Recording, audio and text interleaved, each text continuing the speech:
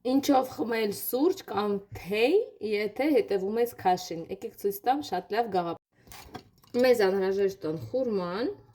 խորման շատ օգտակար, բայց շատ բարձր կալորիա ունի, օրվա մեջ 1-2 հատիկ կարող եք օգտագործել ու ոչ ամեն օր,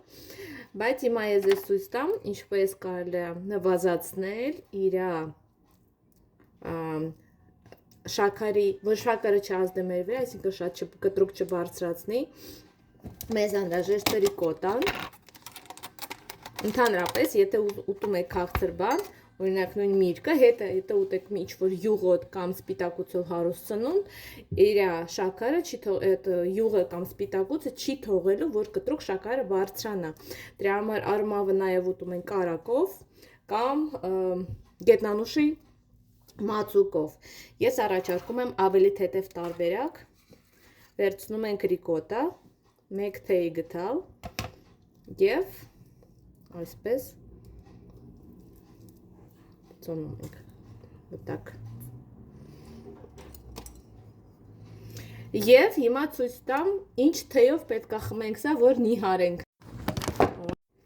Այս բույսերը արագացնում են նյութափոխանակությունը, լավացնում են մարսողությունը և մեզ էներգիա են տալիս, ինչպես նաև նվազացնում են սուրճի պահանջը։ Եթե դուք ուզում եք սուրճ ավելի քիչ խմել, ես խորհուրդ եմ տալիս օրվա մեջ 2 անգամ այս բույսական ըմպելիքը վայելել։ Համ հեշտությամբ ջուր կխմեք, համ էներգիա կտա, համ սուրճի պահանջը կնվազի։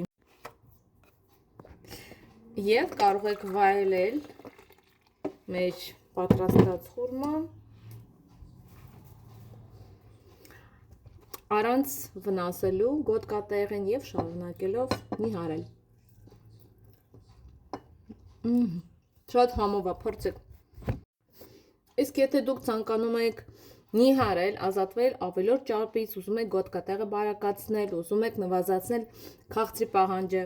և կարգավորել մարսողությունը, գրեք անձնական նամակ խորհրդատվության համար և միացեք մեր ծրագրին։